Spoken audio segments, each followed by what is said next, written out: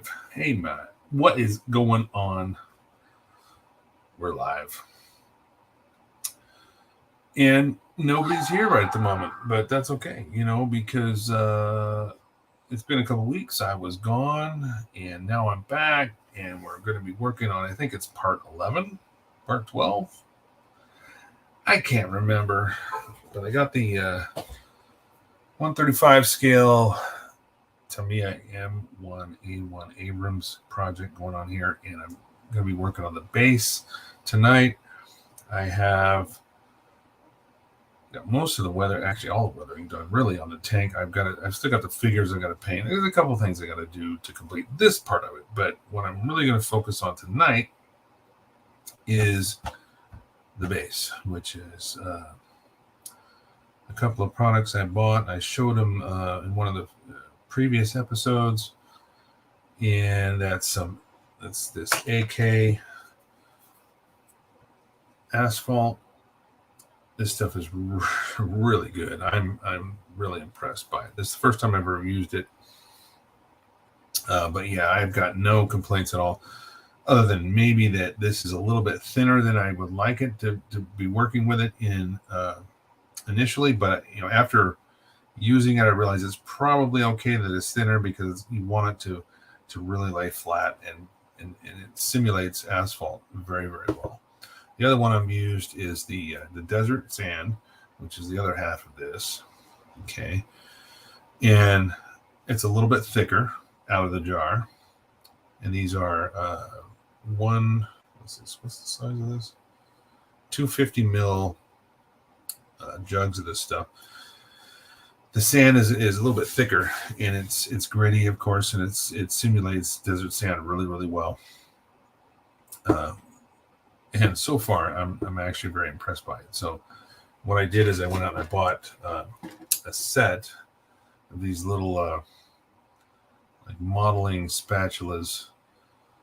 These are just two of them. It came in a set of 5. I think, yeah, 5 of them, as you can see here, different sizes. And that's what I used to spread this stuff out. And the sand, like I said, is a little bit thicker, so it was a little bit of give it a little bit more body. Where as the asphalt, I wanted that to lay as thin as possible. So that's kind of what I was able to achieve. It actually worked out pretty good. A couple other things I bought, and for future stuff. Got a little jug of this. Actually, I didn't realize I was buying the small one. I would have got a larger version had I realized what I actually bought. But this is for corrosion texture. Same stuff. I haven't opened it, so I'm assuming it's like a brownish red color. And then the other one that I got was concrete. Hey, what's up, Kevin? Or Ken? How's it going, buddy? So I bought this too, so we can use later on in another project to simulate concrete. And I've watched videos on this stuff, and I'm really impressed by it, especially using it for myself for the first time. I just can't wait to find something I can use. This, in fact, I think I might have something in mind, because my original base that I made for my Hainu, my Gundam Master Grade Hainu. What's up, Tyler? Tyler's in the house. The original base I made was supposed to look like an asteroid. It kind of came out looking like a chocolate chip cookie kind of, but it was made out of plaster, and it was the first time I'd used plaster. And the last time I tried to display it at a show, it ended up cracking. And anyway, I think I'm going to redo that whole entire base, and I might end up doing it in this concrete, or I'll just make it look like a steel floor or something. But anyway, that's a consideration for future. So getting back to this, I've laid down both the asphalt and the desert on here, and kind of to make it look like it's transitioning from sand to street to an asphalt surface. So I actually I kind of did a thicker layer as I thought I could need of the sand, and then I waited for it to get to a certain kind of tackiness, and then I pressed the tracks down into the surface of it to kind of give it, in hopes that I would get a little bit of that pattern there from the tracks. It worked sort of. Ultimately, all it really did was kind of stick to the tracks, and I've got some of that stuff on the bottom, which I'm not too worried about because you can't see it. But so I kind of just had to go back, and I opened this back up. I took one of those spatulas and I added a little bit of Bo and I were till 5:30 ripping. Nice. I was wondering where you got the chain from. Yeah, we all worked together, and they were tearing apart a CVT transmission. So fun stuff. Anyway, what I plan to try to do tonight is I'm going to take the tank off. I still have the figures to paint and deal with later. I've got this kind of the way I want to display it. And then I'm also going to be adding some little like shrubs and stuff. This was a set of Army Painters shrubs. Bring me a shrubbery. And, there were 77 total tufts, they call them, tufts of green kind of shrubs that I'm going to, just randomly kind of glue down. That'll give this some depth and some character, but I'm also going to use some dry pigments as well. And what I'm trying to simulate is, as this tank transitions from dirt to asphalt, there's going to be some blowout where, the tracks, and there's going to be carrying that dusty, dirty material with it onto the asphalt. So there's going to be some dust and dirt, blowing out on the street. I'm also going to add somewhere around this area a center line, like a stripe that you would see on a street. That'll also give it a little bit of character. I can airbrush that later. Right now I've got this taped around the edges to protect the wood, because when it was just a blank pine plaque, and I stained this with like an English walnut stain around the edge, and I taped that off. Once that was dry, taped it off, and applied the asphalt and the sand. What we got going on here? Hey Tyler, you guys are keeping any of those CVT? Yeah, maybe this is a conversation. You guys can have this. I'll just keep working. You guys keep talking about CVTs, continuously variable transmissions, for those that don't know what we're talking about. So yeah, I'm just kind of, this is the way it's going to be kind of displayed. What you can't see is the tracks. I'll lift this off in a second, and hopefully it'll show up on camera. It's a little bit bright. Again, the colors are muted a bit more in person, but everything on camera kind of looks bright. And again, this has no pigment. There's no texture to it other than the sand. So it really just looks like a bright yellow void. But I'm going to be adding some color to that with my pigments and these little tufts of little bushes and stuff. That, of course, any kind of dry desert environment will have some kind of vegetation, just albeit minimal. So that's what we're going to do. Anyway, I think I am done. I still have to do a final flat coat of the tank. I've done all the weathering I'm going to do on it. And of course, I still, again, I have all the stowage stuff. I've still got to do that. That will be another stage later on, another episode where we'll be painting and installing all the stowage around here. So far, the tank is I think the pose I'm going to use for it.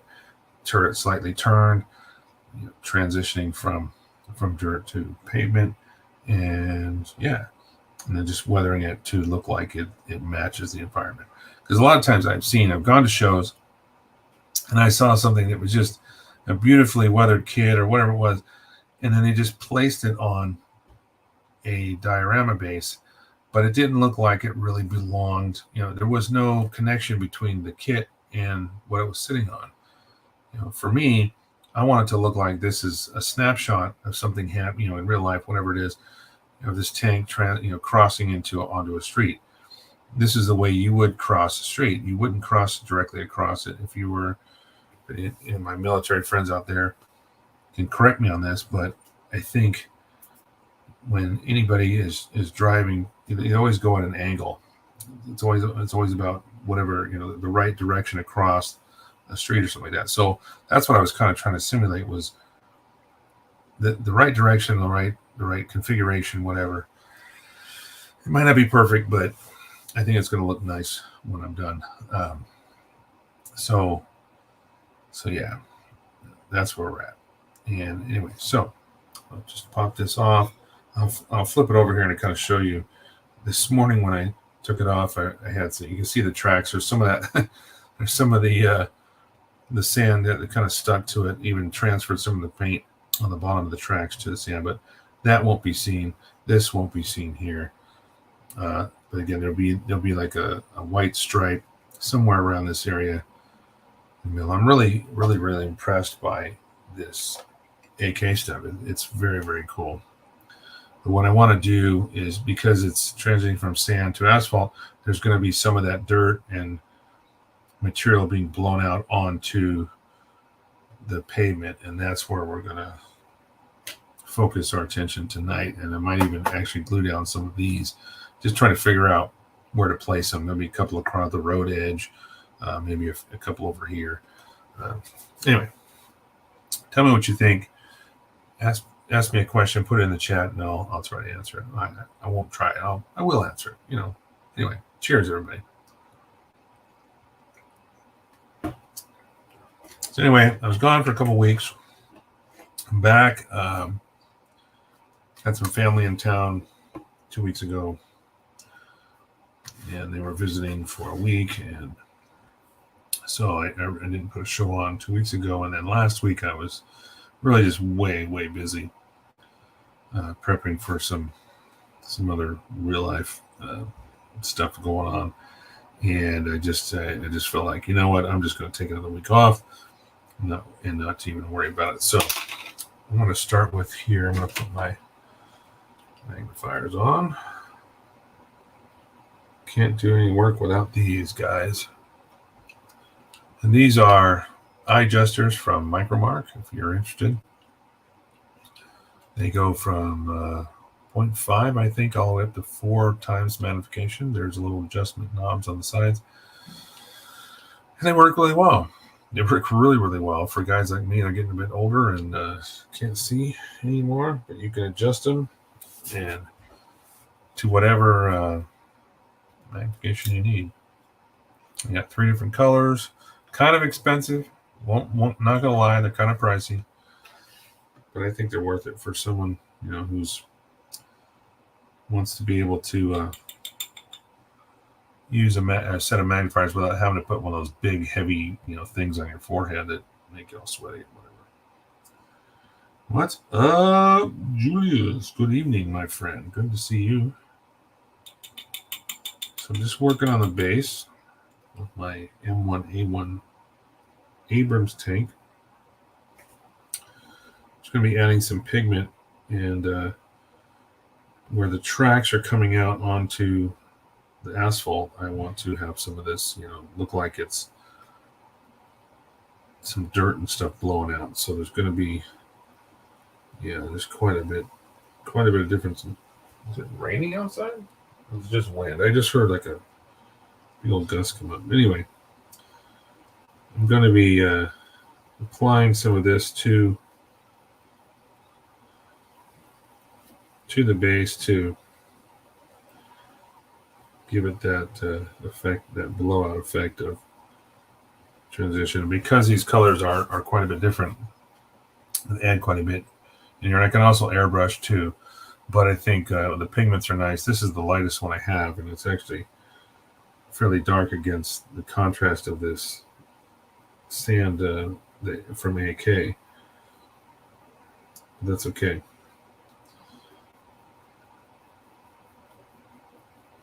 If I had to, I could even put down some of that pigment fixer as well.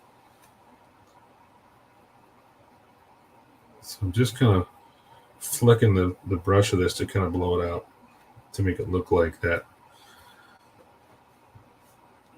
the transition when heavy equipment comes across like that. There's just going to be some of that dirt and everything that's going to go flying out onto the street.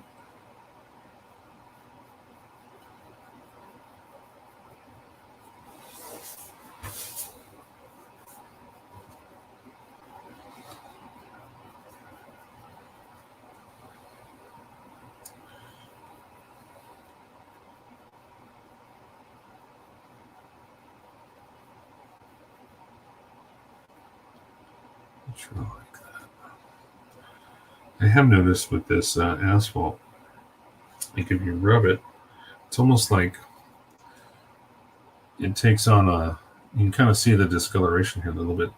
It's a little bit more in person, but it's almost like when you rub the grittiness of it, when you touch those, the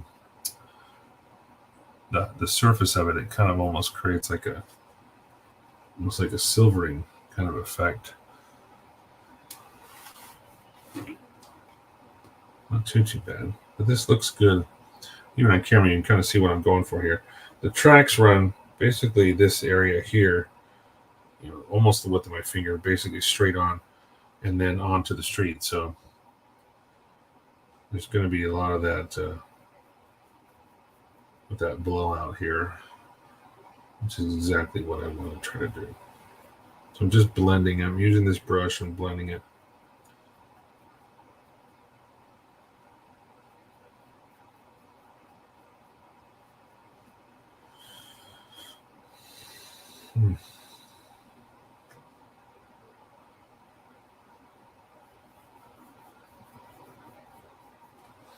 This will also match the weathering on the tank too. The color of this, because this was what I used actually on the tank itself. A lot of the weathering was done with this actual pigment. This is my dusty brown weathering powder from AIM products. Really, really awesome stuff, but it does get everywhere. It's such a fine powder. You have to be careful. You have to use it sparingly and just move it around, because it will. A little goes a long way.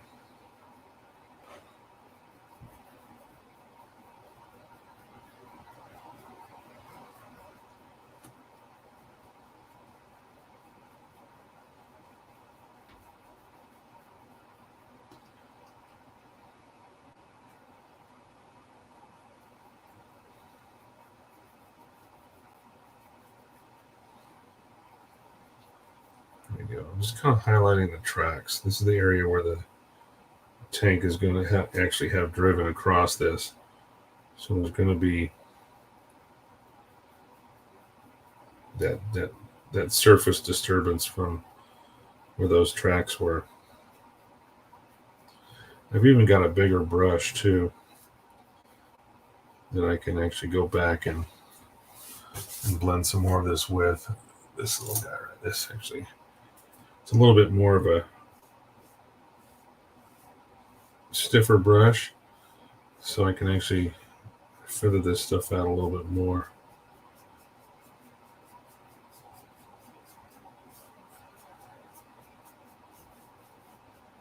I think once I add those these little tufts and stuff, it's going to even look a lot better.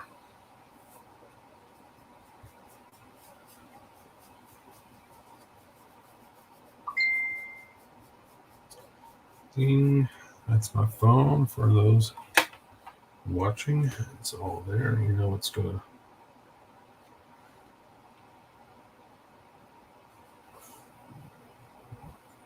Everybody wants to talk to me while I'm online. That's all right. Yeah, so far so good. I'm looking at what you guys are seeing on camera. It looks pretty good.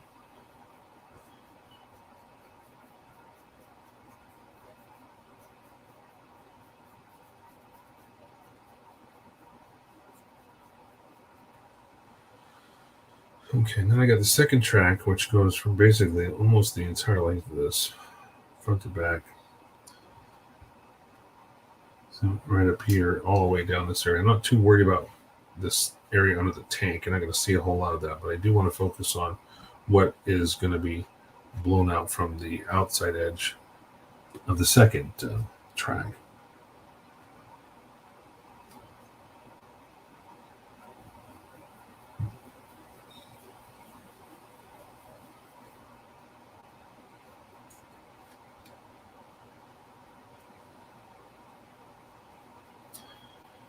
Once I'm done too with the once I get this whole thing done, I can actually peel the paint. I'm hoping this tape is going to come off nicely and not leave any not take any of my of this the surface stuff with it. I'm really hoping it cooperates with me. I put the tape right up to the very top edge. You're supposed to be able to sand this material once it's dry too. Sand it or kind of scrape it. You can make grooves for cracks if you're going to put cracks in the pavement or something like that. But I just want to make sure I can peel that tape off later. I'm hoping that this doesn't cause it to stick too much. I might have issues with it.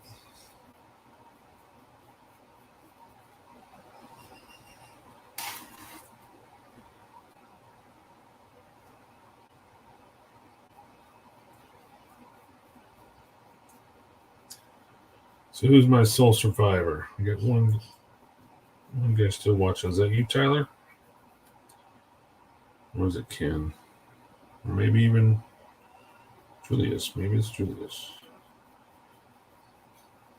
I don't know. Guess we won't find out.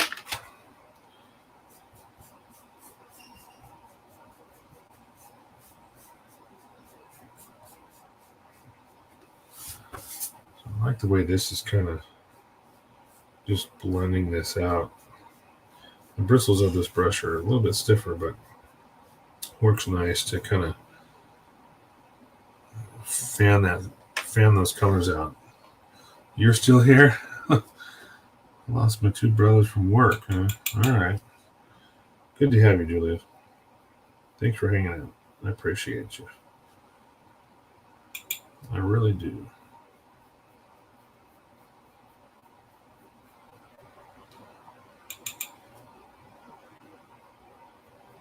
I'm just following this line where,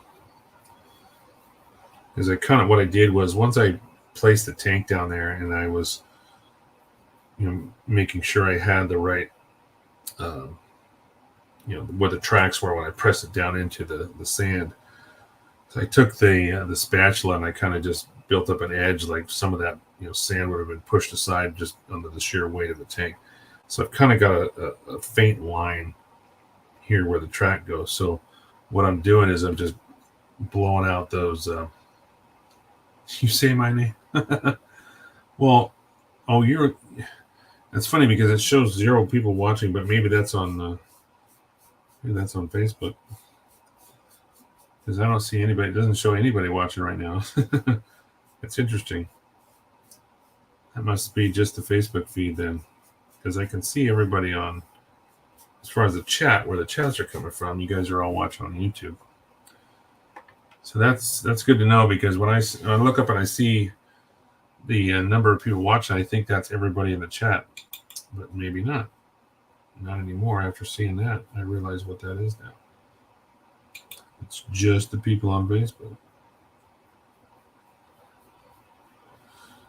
I said your name. Yes, I did. I knew Tyler would be hanging out, though.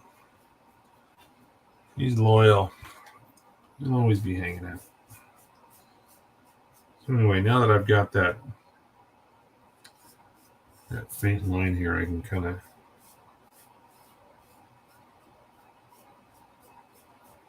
keep just fanning this and brushing it out. Looks pretty good. I'm actually liking what it looks like, especially on the camera. It's actually not bad. I was kind of worried about that because I've not done this type of.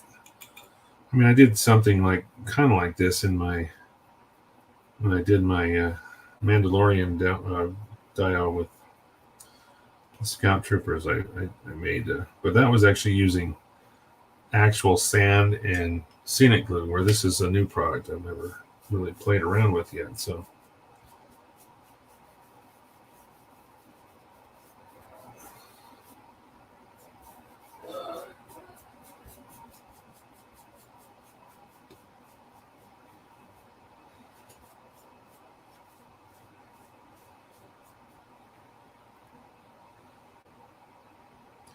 yeah, not too bad.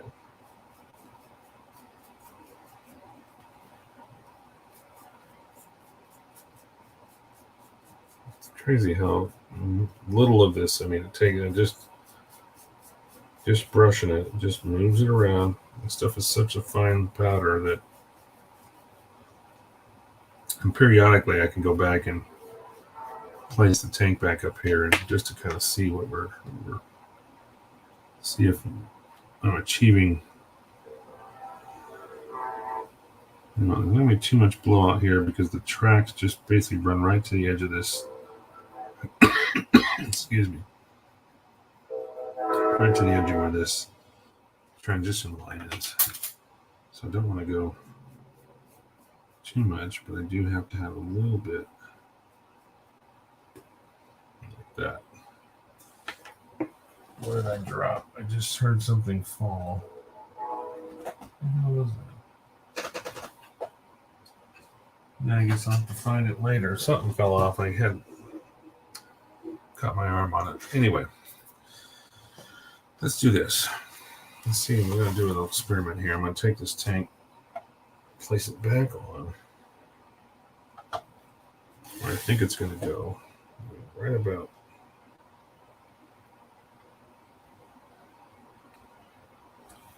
there. Okay, now you see kind of what I'm trying to do. You got to do a little bit more over here, a little bit more here on this side, but you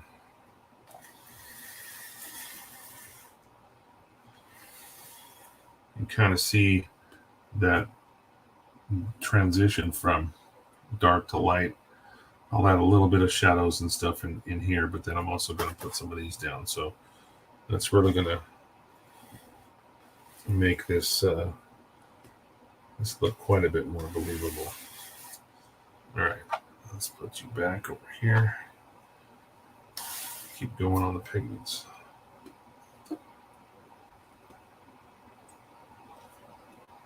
All right.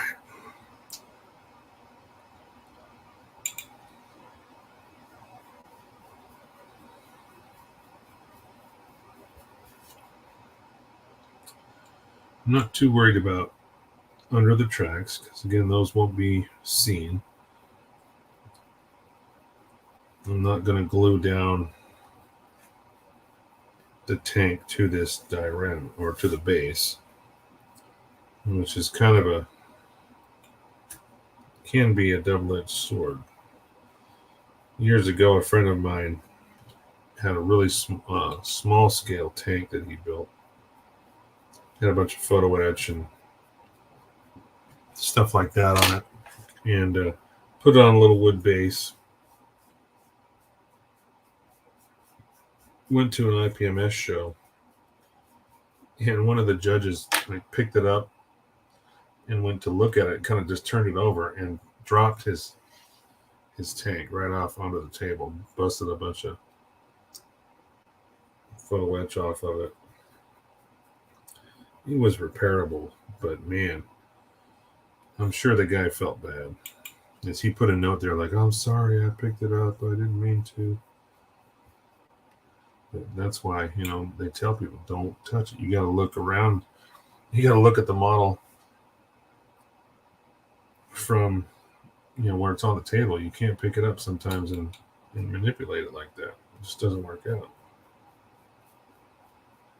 So adding a little bit more out here from this side where the tracks are coming off the dirt.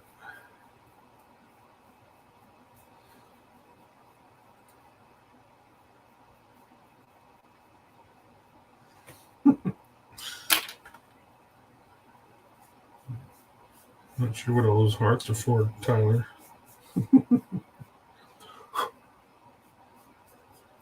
As I said, your name. I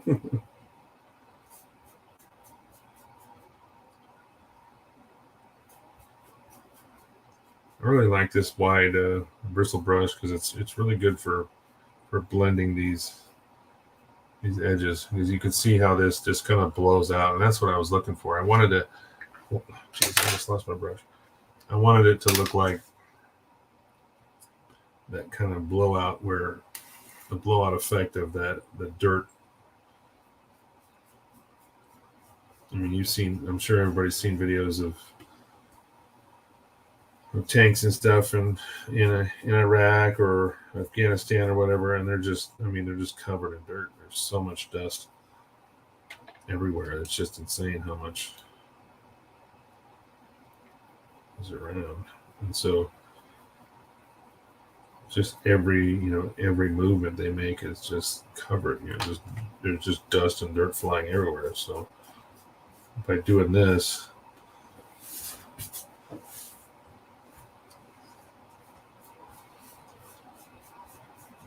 I'm doing it in the same direction, kind of in the direction of movement. So as this tank moves forward, that material is going to be blown in that direction.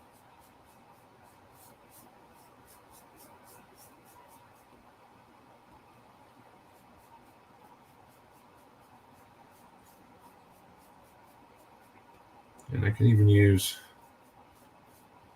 one of my darker pigments too, maybe a little bit, kind of give it some more depth. Right now, it's looking pretty good. I kind of like the way this is looking, especially right here. It looks really, really nice having that. Then I'll airbrush a kind of a line, a center line of that highway, 2-lane highway or whatever. I'm going to try a little bit of this darker medium earth here, just to kind of give it a little bit of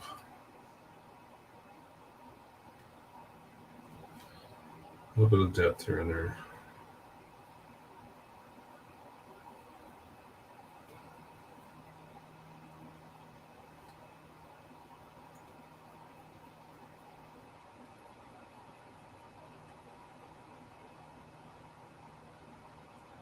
Oh, really? You're in Japan? Nice. Must be nice, David.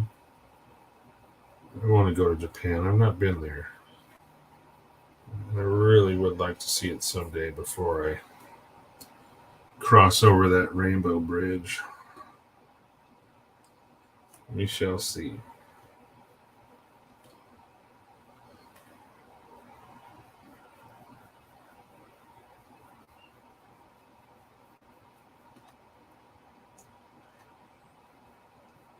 I'm just going to do a little bit of this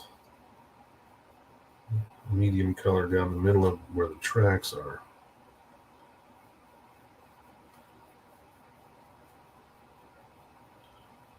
And I'll kind of just make these. It's been fun. Humidity sucks, really. Well, it's not much different here in Washington. It's humid as hell here, too. I mean, it's not been as bad as I think previous years, but you have to admit today the humidity was pretty good, pretty high. A little bit of rain.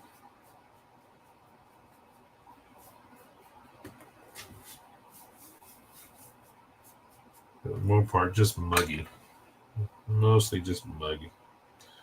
Muggy.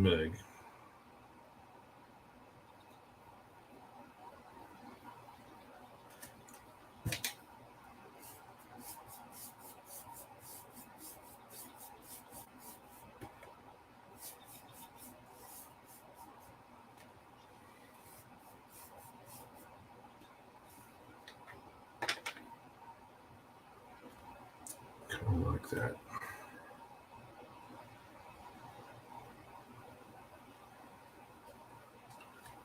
Just adding a little bit of this darker for some little highlights here and there. Shadows. Some of the uneven textures. When I spread this stuff down last night, it's hard to get it perfectly flat.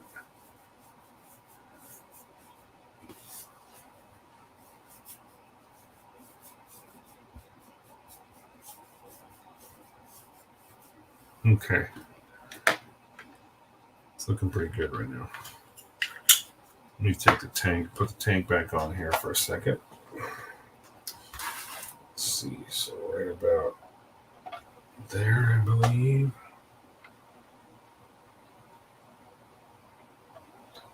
Yeah. Okay, so yeah.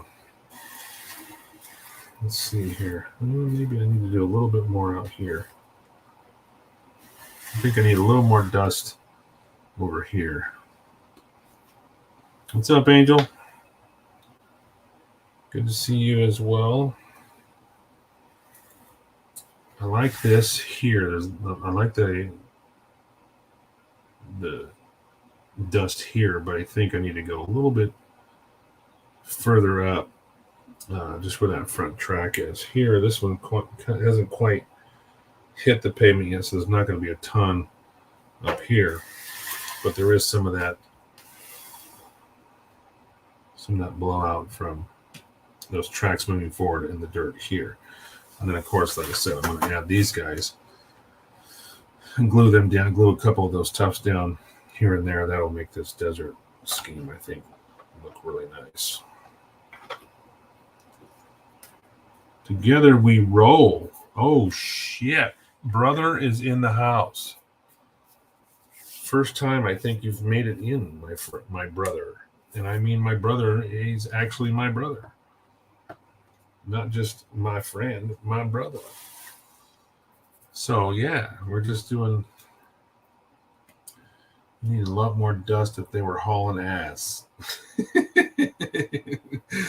Yeah, I don't know how fast they're going. I haven't really talked about that. But that's a good point, Angel. You know, maybe there should be dirt everywhere, but I got to make sure it's at least light enough for me to put my center stripe here in the street. But I'm just trying to make this side look like it's blowing out on the asphalt. So that's where I'm working. But I'm getting there. I just got to add more. I mean, it looks really good on camera. I think it looks better on camera almost than it does in person, but that's all right. I'm just adding a little at a time. This stuff goes a long way, so you gotta be kind of patient with it. If you put too much down, then it's all over the fucking place. So yeah, good to see my brother in here. If you guys don't know, he's his Together We Roll is a D&D live action type videos where they've got this awesome three-dimensional video viewing. I mean, it's this combination of these crazy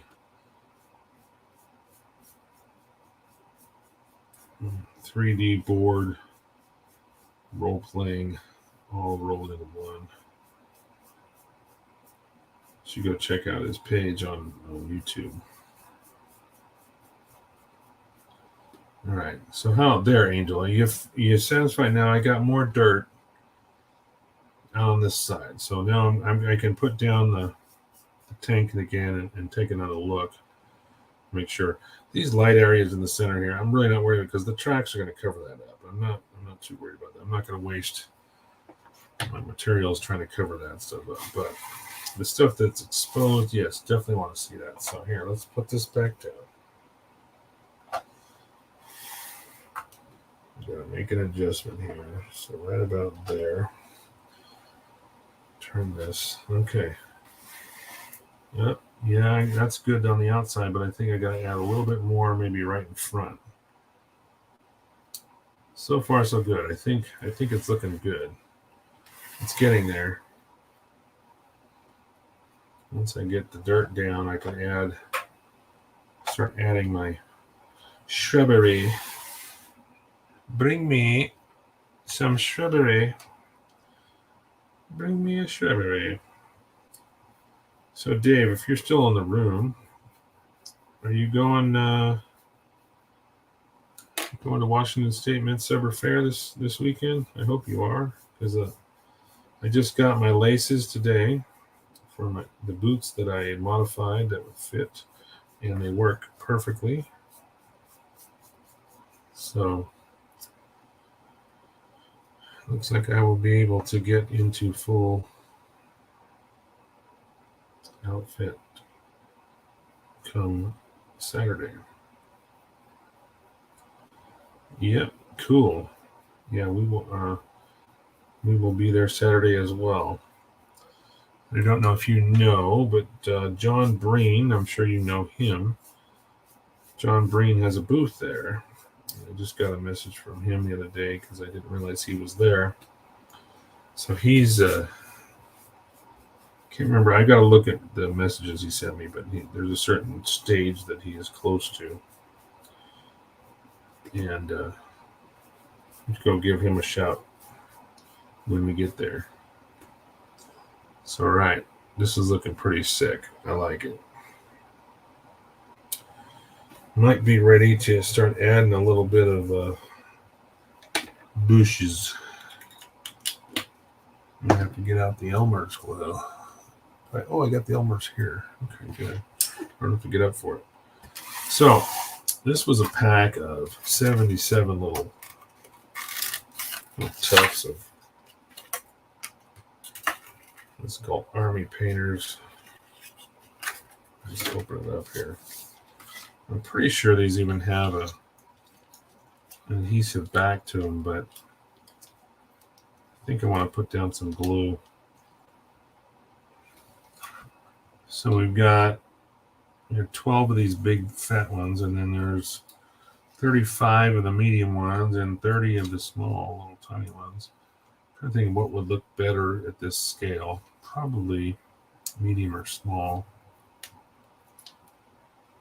Yes, he does Oregon. Oh, okay. Cool. Hey, what's up? Is that Ty Furious? What's up, buddy? Good to see you again. I think you were in here before. Yeah, I was surprised to see some of those folks that we know down in Southern California actually making their way up here. So yeah, these have like an adhesive back to them, but I'm going to give them a little bit of glue to help secure them down. I just got to figure out what looks good and where should I put them.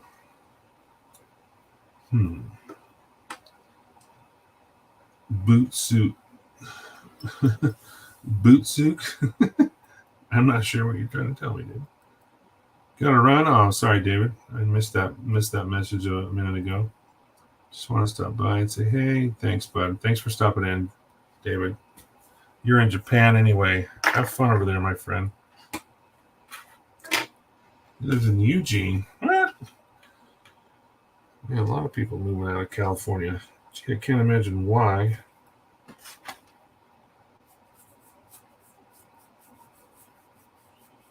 California sucks.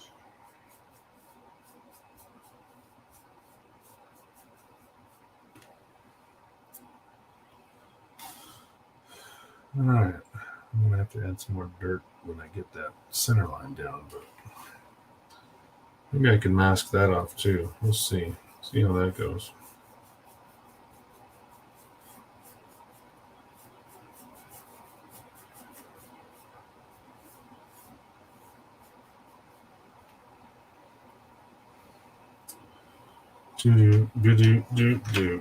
Let's see here.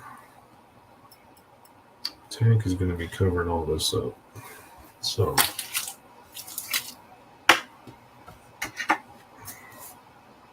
all right, I need a little bit. I think I'll just use this. Need a little bit of white glue.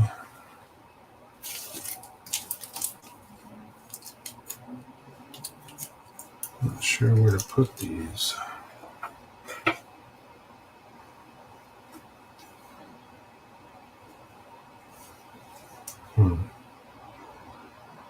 Hey, what's up, John? Big John in the house. How you doing? Fozzie Bear Customs. Just working on my base here for the M1A1 Abrams. And then just trying to figure out where to put a couple of little weeds. I think I want one or two like up against the street, the line here on the street. I might pop one down right here because that's weeds like to grow right next to what asphalt would be, right? I'm gonna put down some of this Elmer's on some paper here, just a little bit. I'll use a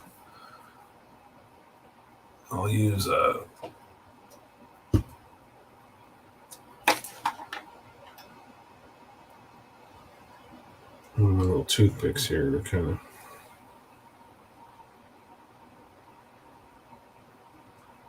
so I can control my glue distribution. All right, so this little guy, just going to stick you right there. Yeah, maybe one more of those right there. Well, these have a little bit of adhesive back, but this is not exactly a smooth surface, so I just want to be able to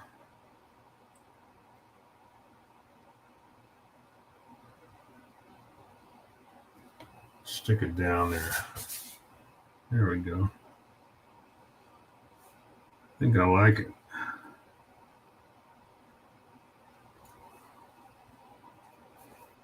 I think I like it a lot. Oh, Ty Furious, you're going to be taking this to SCGMC. I have to say probably not. I would if I was going. I think the problem is this year has just been a shit show. And I've had to use a ton of my personal time to take care of other business, personal business, things like that, of that nature. I don't have any extra time to be able to fly out to California this year. So probably, most likely, I would say without a doubt, I don't think I'm going to be able to make it to California this November. I know it sucks. I really want to. I've enjoyed going every year, but 2023 has been a shit show. Let's see. It's August. We've had 2 deaths in the family. Let's see, 3 dogs from various friends and family that have passed away. So, yeah. That's landed right where I needed it. That's not where I wanted to drop it. But... So I'm just adding a few of these little tufts here and there. So I would love to make it out, Ty. I appreciate you asking, but honestly, I just don't think it's in the cards this year. All my PTO, everything has just been used up for various other reasons.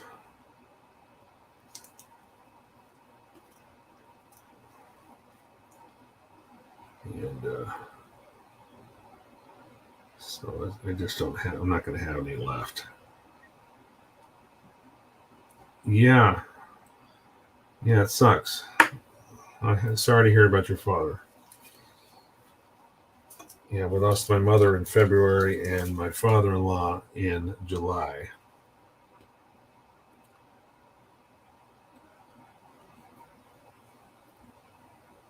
So it's been my theme for quite a few of these episodes lately has been like, you know what? Call your parents. Hug your family members if you can. Call them, tell them you love them, because tomorrow they just might be gone. You never know. So, yeah, this year can suck one. Anyway, so getting back to the project at hand, I got a few of these little tufts on there. What do you think? Look pretty good, huh? Don't need a bunch, just a little bit to kind of accent things here and there. And let's put the tank back on, see what it looks like. And don't forget, I still have little figure characters I got to paint and put on here. So this is going to go right about like that.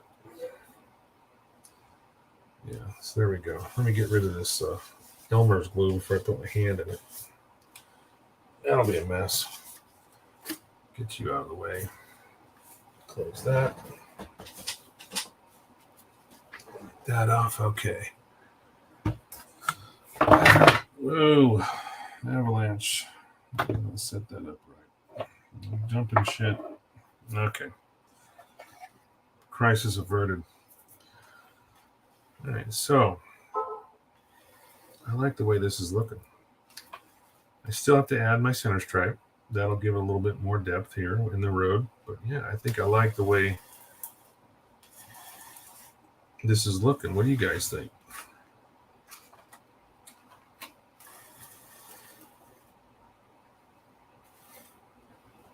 Maybe I should put like one more right over here. I don't know.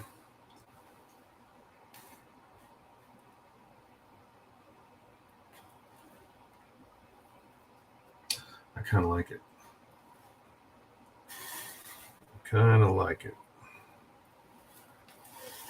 Yeah, we're only 7 o'clock. We haven't even been going for an hour now. We've got a lot done so far, considering.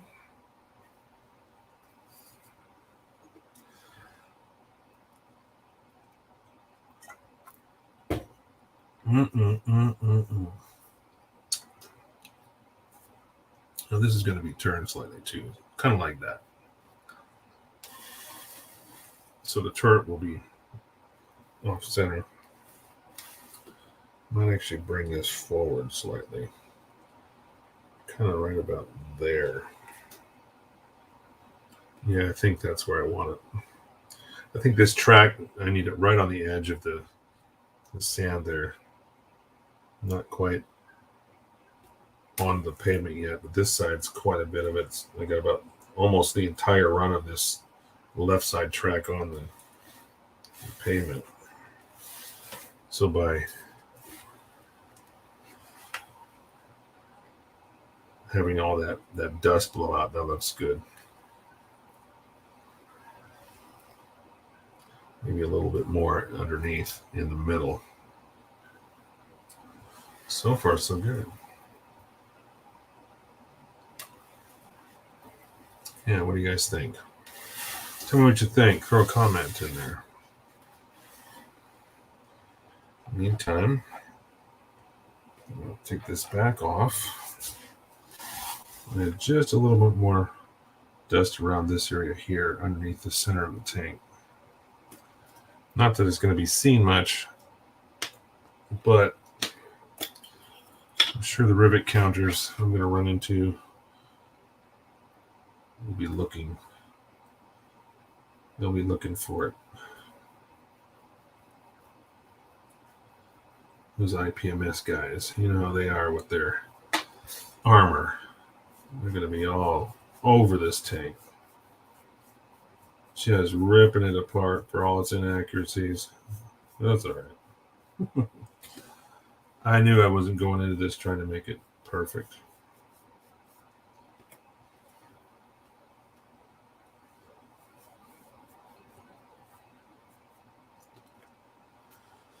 These little specks here are actually some of the sand when I stuck the tank down in there to kind of make track impressions.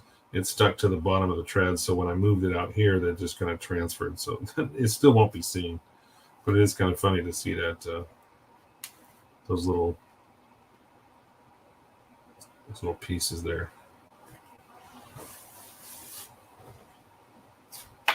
All right. Well, the sun just came out behind a cloud right behind me. I don't know if it got brighter in here for you guys, but man, it got bright in here for me. I've got to close these blinds a little bit. Holy crap. There we go. All of a sudden, I was getting hot. I was like, sun came out. So I don't know if I may add some more, but for now, I think I'm satisfied with the amount of these little bushes I've added. Just a few here and there. Because obviously, even in the worst of deserts, there's not completely void of plant life. There'll be a couple of weeds here and there. So, yeah. Oh, let's see what to do next. I could show you these guys. I've got them. I still have not reprimed them. I fixed some of the seams and stuff on their shoulders where their arms glued on, but that's where they've been for the last few weeks. It's just been stuck to a skewer waiting for a second wave of primer. And then I've also got to go through and start cleaning up all of my resin parts here. Actually, I could start doing that now. That might be a good thing to start. So, a lot of the stowage, this is a resin stowage kit, really, really nice. I mean, it was kind of pricey, but now I see why, because the molds are just immaculate. I mean, I can't believe how clean these molds are, other than the little, the tabs that they use to pour this type of mold. You have to cut off these some tabs at the bottom to clean them up, but oh my god, they are so clean. But as with any resin casting of this nature, this was not 3D printed, this was cast. I've got to clean all these parts up, and then I've got to put them in, soak them overnight in some purple power, and start cleaning them up. So, because there'll be some the mold release that's on them, and that will not allow the paint to stick. So I've got to go through and use my degreaser so I can get rid of all of that mold release, and then I won't have any problem priming it, painting it from there on. So the next question is, I got some beer bottles here. Should my tank have beer bottles laying around? Got some 135 scale beer bottles. Maybe that's not a good idea for a U.S. military. I don't know.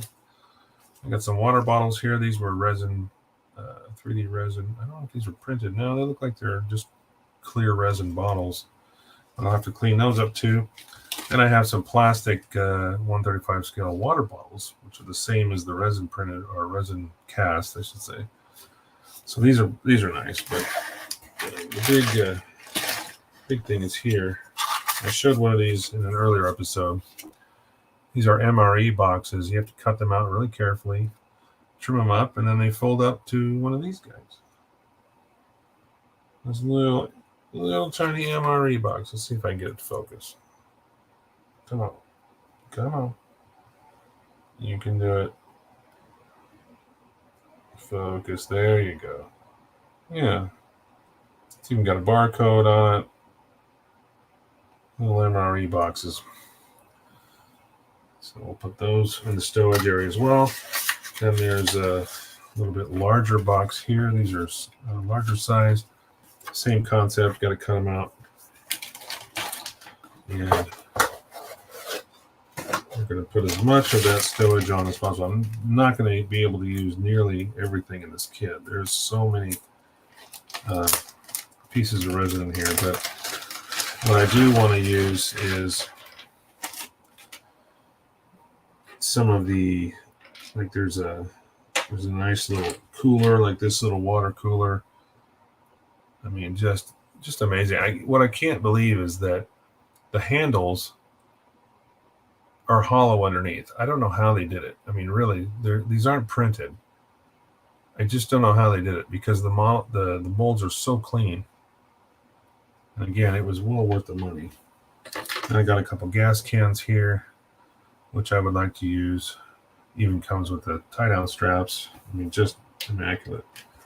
A couple of helmets, resin helmets, even with the interiors of the helmets flipped upside down. You can see the interiors. Traffic cones. Not sure I'm going to use these. Don't know why they put traffic cones in here, but I suppose they might use them from time to time. Got some rolled up like bed camping mats, something like that. Might use some of those. Mostly a lot of packs. There's even these are MREs that go inside one of those larger boxes. A couple of MRE packs. Those will probably be used. Got a rifle case. Is that stuff going to be in the tank or on the ground? Around the tank. No, John, this will be on the tank. The stowage area, this is going to be back here in the stowage. So piled up here on top of the turret and back in the rack back here. So all those items will be somewhere around this area here on the tank. So now you guys haven't seen this in a while, but pretty much, I mean, I'm really liking the weathering. I may have gone a bit heavy, but hey, you know what? Tanks are in service. They get beat to shit. They don't always get cleaned right away. I did have to cut this hatch off and reposition it so it's a little bit more realistic. But all the streaking effects I've done worked out really nicely. I do have to go over and do a final flat coat on this to make it all nice and neat. But yeah, this is what takes most of the time. Thanks, John. This is that's going to be sweet. Yeah, this is what takes most of the time, is going to be cleaning up all this stuff. But got another ice chest here, pretty big one. This is probably like a blue or red igloo. There's some rucksacks, cases. There's a bunch of stuff, just a bunch of stuff. So I'm not sure what exactly I will be able to pile on this thing. I'm not going to use it all. There's just way too much here. They've even got some ammo boxes and stuff. So some of that stuff came with the kit, so I won't necessarily need to use it. But so what I'm going to do is I'll start clipping some of these pieces off, because obviously if you're going to use something like this, it's just like a big pack that's all tied down, but there's this big tab here where they poured the resin in to the mold. All this has to be cut off and cleaned away and sanded. So that's where all the work comes in. It's all the prep work for resin. It looks beautiful, but it does take quite a bit of prep work. So I'm just going to randomly pick a couple of pieces here that I think I'm going to use. And I'll start. These are just, I mean, I don't know where they got the molds for this stuff, but like, this is a sack that's just kind of folded up, and just the details are just unreal. This looks like a box I might use. A rifle case, definitely putting rifles on this bitch. This guy, I mean, there's a huge ass pack here. I mean, look at the size of this thing. I don't know where you'd put it. This might be a tent or something. I'm not using that. It's just too big. Oh yeah, here's a couple. Here's like a little Camelback filtration system, or a water hydration system here, and then a little pack. Just all cool stuff. Some rolled up cots, camping cots. Might use those. Not sure. Ammo boxes. Yeah, we might do those. Clean those up too. I was told this is where the cool kids hang out. What's up, Babs? You are correct, sir. This is where the cool kids hang out. So now that you've just joined me, I'm going to have to get you up to speed here because I just kind of pulled this resin stowage set out again so I could have start cleaning up some of these parts, or clipping off the bases, the tabs and stuff during the mold process. But I can bring up the base for you. I'm a cool kid. Yeah, you are. I'll bring up the base that I did earlier tonight. I was just I applied 2 products from AK, asphalt and desert sand, on the base, and then I started using my dry pigment powders to kind of give it some texture. And then I also added a couple of little tufts, a couple little bushes here. So there we go. Now it may be difficult to see what we're looking at here, but I'll show you in a second. The tank is coming across in this direction. This is where the tracks run. So you've got this blowout of dirt and material from the tracks. So the tank, when it's on here, I'm going to just kind of place it. And I will make adjustments here. So this is basically how it's going to sit.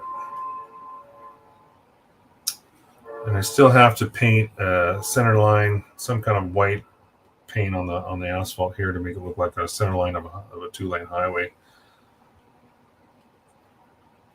Thank you, Chris. I appreciate that. I really do. Considering this is probably the first armor kit I've ever, modern armor kit. I did a tank for Warhammer, but that's not really, that doesn't count much. So this is like the first, Tamiya modern armor kit I've ever remember building. So I'm having a really good time with it. I'm enjoying the shit out of it. So yeah, I got my little bushes, couple little weeds here and there, using those pigments to give it that little bit of depth in the sand.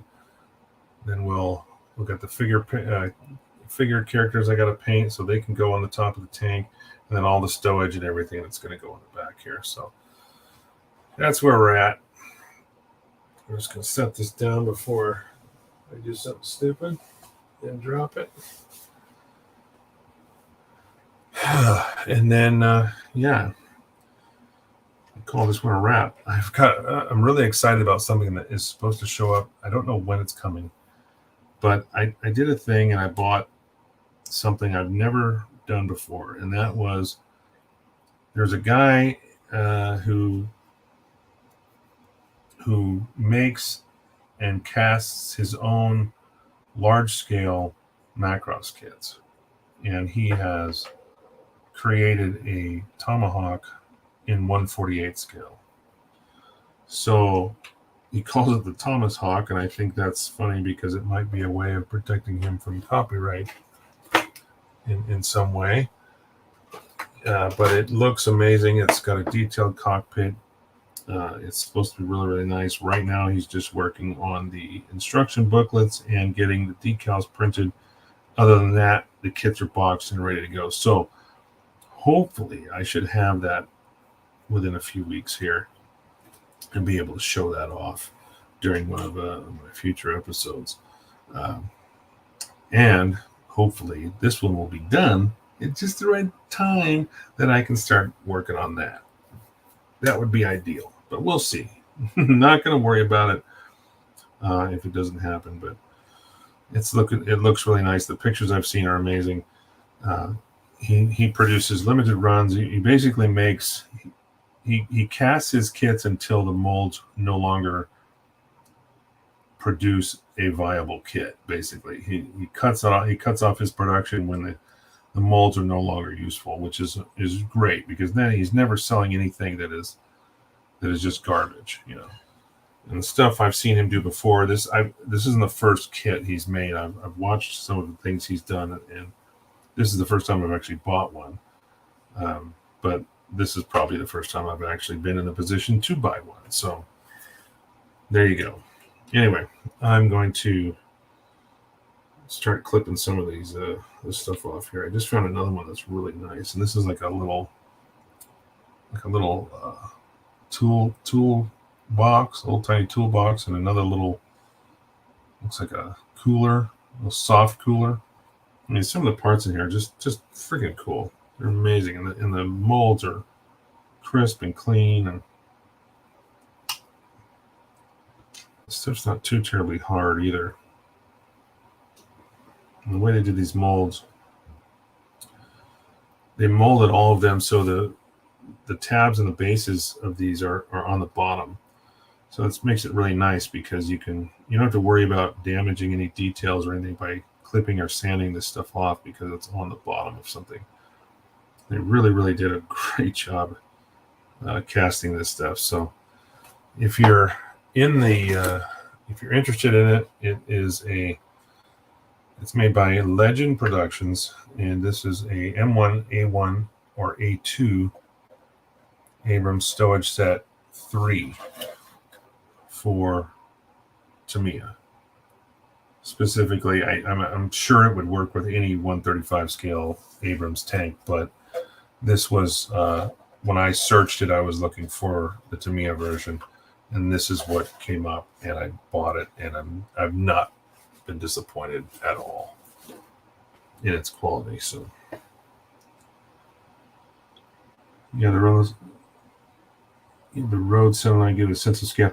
Yeah, that is true, Dave. That's why I'm going to do it. I've still got to mask that off and airbrush that, but I was waiting until I got to the point where I could see how much dust that I was going to have to,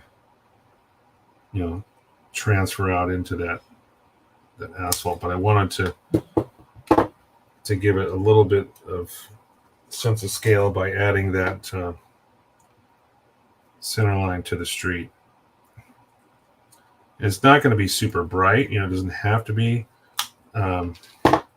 Obviously, it's a foreign country. This is designed to make it look like it's in another country. There's going to be, the quality of their roads is piss poor compared to stuff you find in the U.S. And the paint I'm sure they use on the streets isn't going to be as nice. So there will be a line there, but it's just going to be kind of a faded, something a little faded, nothing too pronounced, but you'll see it. It'll be there. So right now I'm just kind of clipping off some of the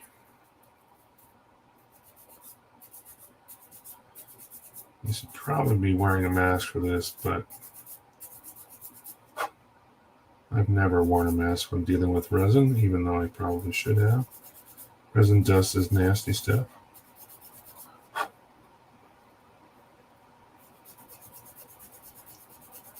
So this is a little toolbox. These are all things I can, plus all the Sam's runs everything, all get dusty AF. That is true, Tyler. You are correct. So yeah, I wasn't too worried about overly dusting the ground, but I did want to be able to see those transitions. So yeah. So there we go, a little toolbox. A small little handheld one. Let's see, what do I want to cut off next? Traffic cones. I got like 5 of these damn traffic cones. I don't know. I mean, it's kind of cool, but why do you have traffic cones on a tank? I just don't understand that. Unless you're trying to, cordon off a section of road or something. But I've noticed since I've been cutting this stuff, it's the first time I've actually started cutting any of this. It's not terribly brittle. It's actually pretty soft. There's been some resin I've dealt with in the past that have been like really hard and brittle, but this has a little bit of give to it.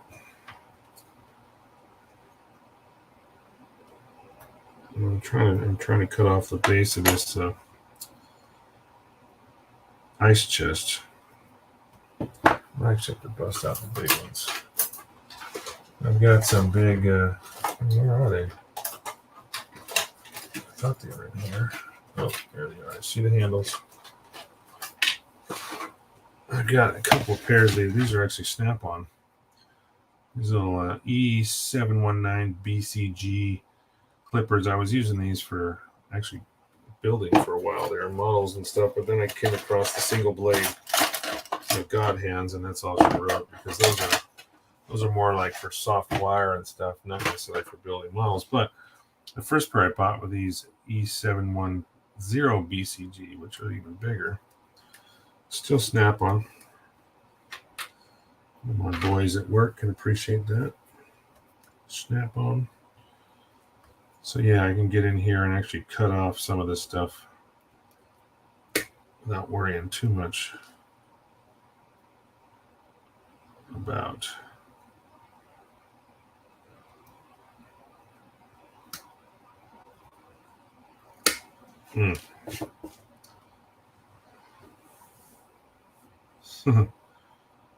yeah, these are kind of chunky. Gosh, I'm really trying to become. I want to cut this off, but I might have to use a saw. I actually have a roller saw in here too. I don't have a handle for it, but this will work. So I can go in here and just, because this is soft enough, it looks like it's going to just chop right through it pretty quickly.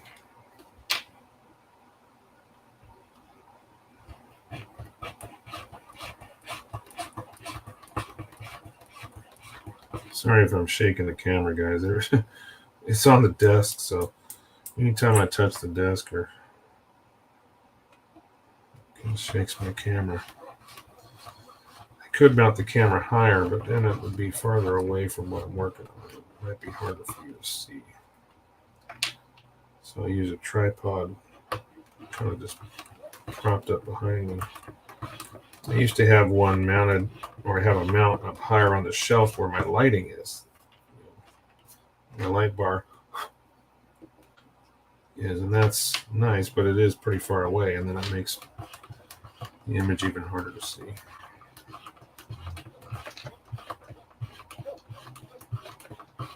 Gosh, it's got to be getting close, man. Ugh.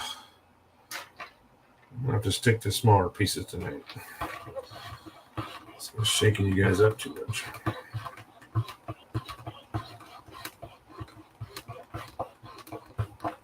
Oh, there. Whew. That was not fun. So this is a little ice chest. A big ice chest. And I got the bulk of it off. I can just trim off the...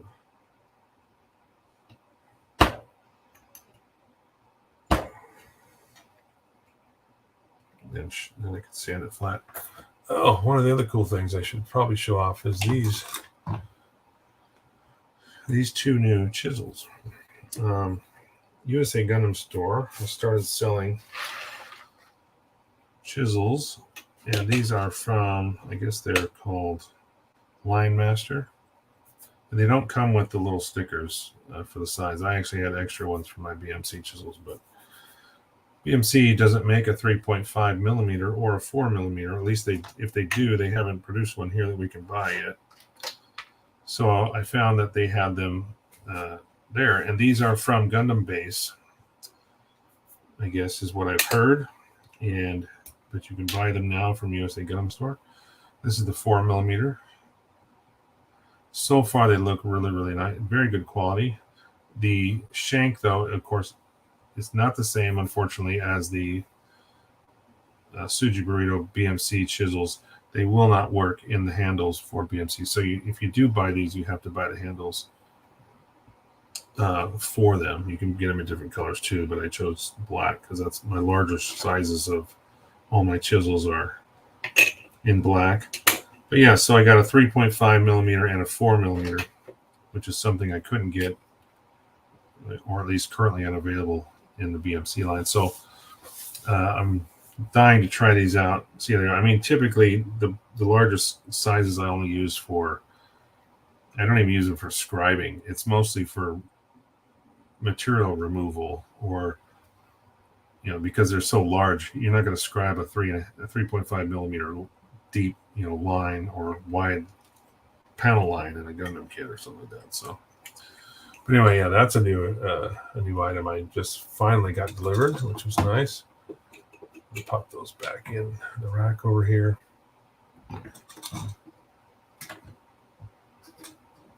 And thus concludes the show and tell segment of this show.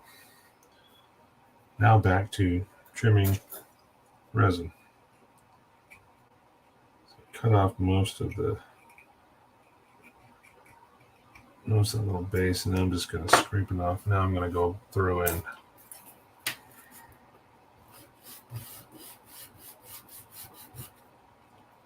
try to get rid of most of that material.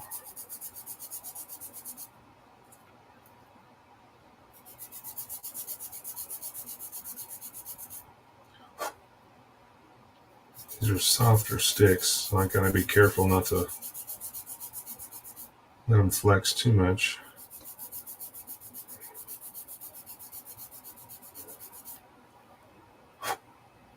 Yeah, it looks pretty good. And this does create a lot of dust. This is one of those things when you're going to do this kind of resin when working with resin, just clean your bench off, because by the time you get done sanding and clipping it, there's shit everywhere. I mean, I start out with a nice clean bench, and then everything just starts to kind of cluster its way in. So yeah, there we go. Nice little igloo looking cooler. Trying to get it to focus. Little handles. It's got some texture on the top. It's even got the little oval in the front. Igloo. So there's one. So I got a little toolbox and an igloo cooler. Get some of these bigger chunks out of here. Yeah, I'm really not prepared for dealing with all this resin. I'm going to have to clear all this off. It's just going to be one of those things. It makes a mess. It really does. And let's see what next. I might do these little camping mats. Or, you know what? I'll do the rifle case. The rifle case is going to be a challenge. They molded this at an angle. It's really kind of weird. So there's a lot of surfaces that I have to cut off.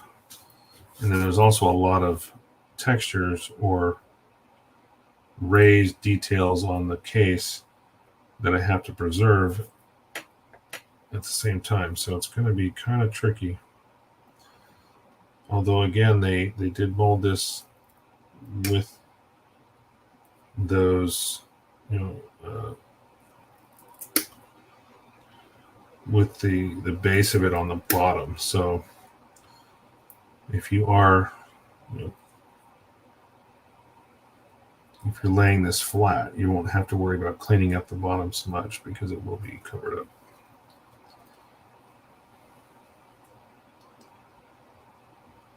So I'm just going to try to clip. There's lots of little pieces I got to clip off here. I'll try to get as close as I can. So what I'm doing is I'm kind of I'm cutting this off in sections that I can easily manage, and then I can get down and cut off the smaller pieces that are actually in the way. I'm not sure I'll be able to use that saw on this one just because of the angle of it. So I'm gonna, there we go. Just kind of like that. There's going to be quite a bit of cleanup here on this one.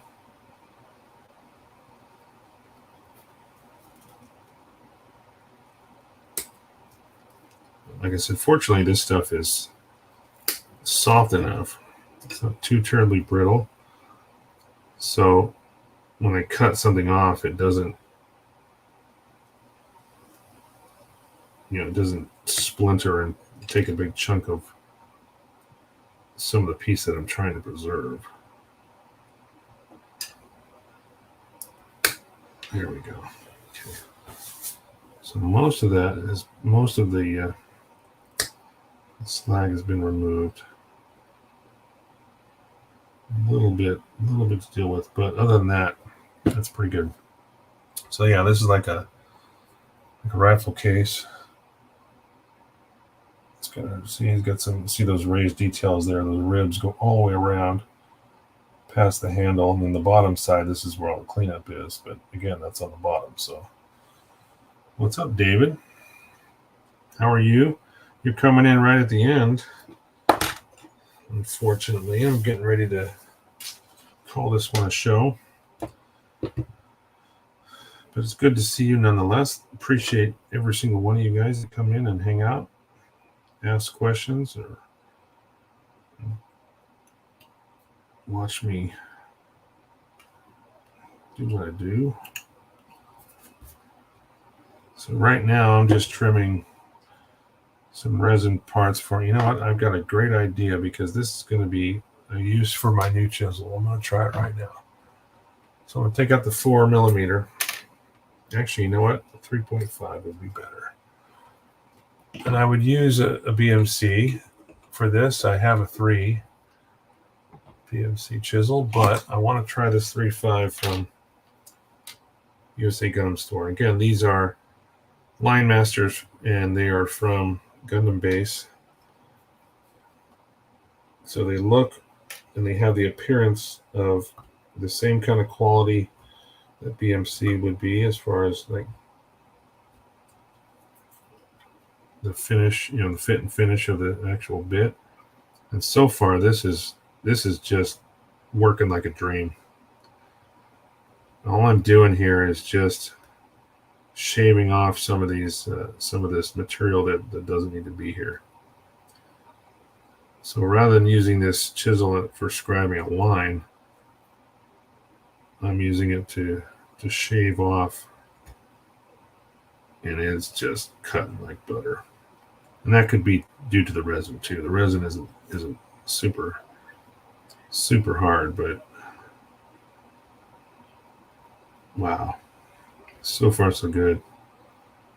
And I'm impressed, because the control you have, because it cuts so well, there's a lot of control, and I can shave off very little amounts and actually make this surface flat without any sanding at all.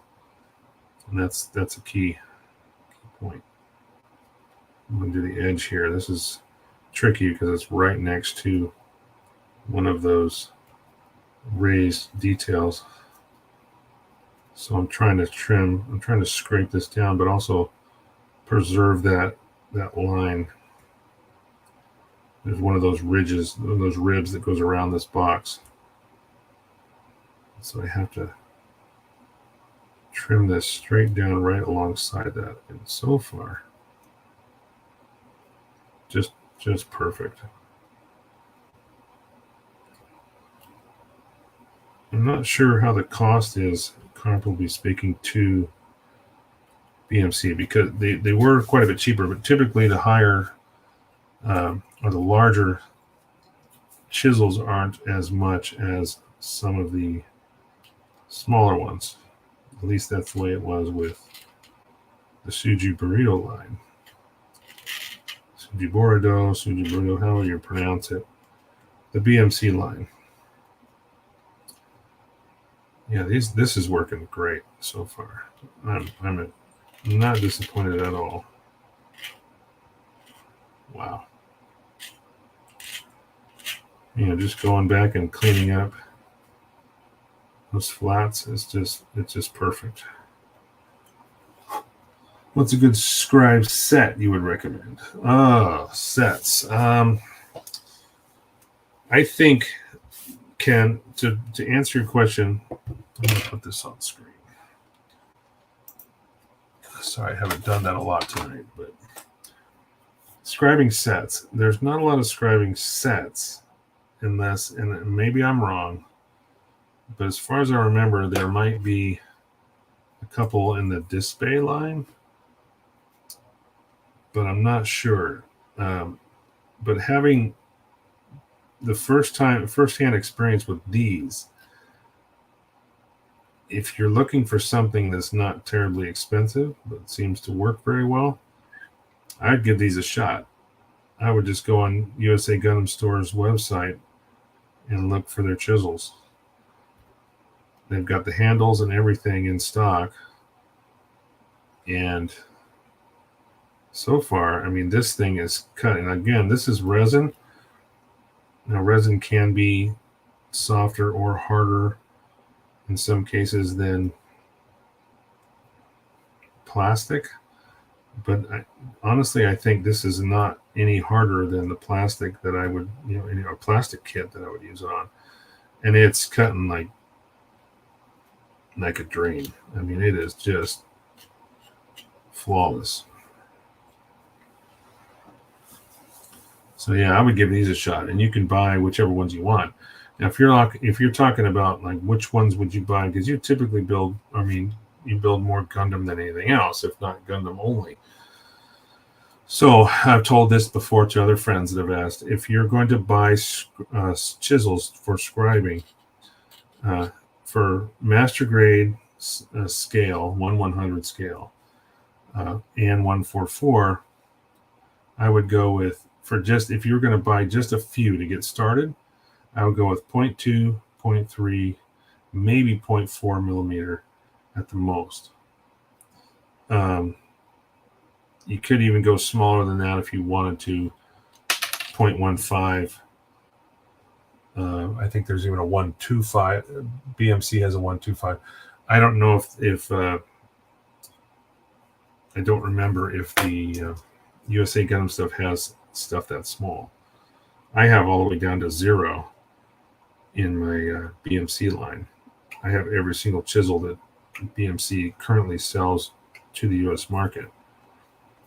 I was looking for the 4 from them, a 3 or 3.5 or even a 4, but so far I've not even seen it available in Japan, so I don't know. But when I saw it at USA Gundam Store, I thought, all right, fine, I'll buy this and give it a shot. And so far, I've not been disappointed. Oh, I hope that answers your question.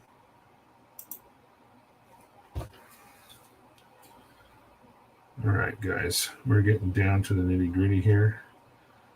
Been on for an hour and a half. It's about time to call this one a show. Just trying to finish cleaning up this rifle box. I'm just taking off some of the nubs, essentially from the resin casting, using my new chisels from USA Gundam Store, the Line Master line of chisels. I'm currently using a 3.5 millimeter just for removing material, smoothing out.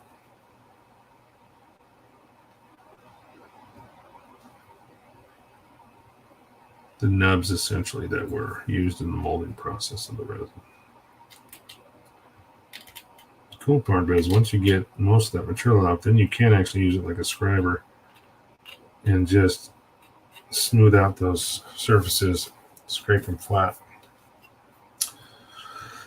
All right. We will continue this. We'll continue this later on. So, thanks everyone again for coming in tonight. I really appreciate each and every one of you. Thank you so much for supporting this hobby and this art form. You guys are the best. Be good humans. Take care of yourselves. Call your mom and dad. Hug your loved ones.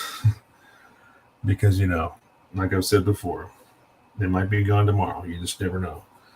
So it's a good idea. Do it today. Anyway. We'll talk to you guys next week. I should be on. Shouldn't be any problems with having another episode on Wednesdays. Every Wednesday, 6 p.m. Pacific time. tell your friends, like and subscribe. It only helps me keep going and doing what I do, doing what I love to do for you guys, and the process, showing how we do this. Anyway, enough said. Talk to you guys soon. Have a great evening. We'll see you next time.